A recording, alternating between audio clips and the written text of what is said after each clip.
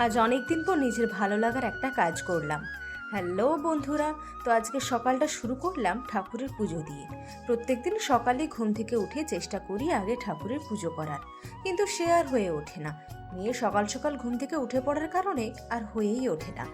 আজকে ঠাকুর আমার দিকে মুখ তুলে চেয়েছে আর সুযোগও করে দিয়েছে তার সেবা করার।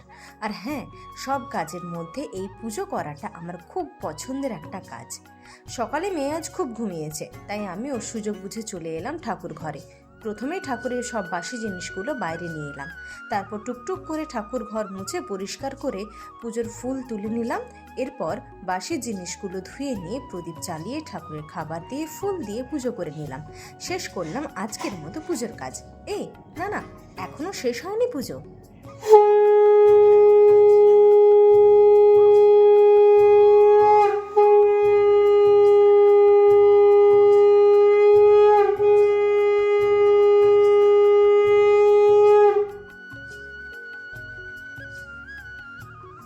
ব্যাস, এইবার আমার পুজো শেষ হলো।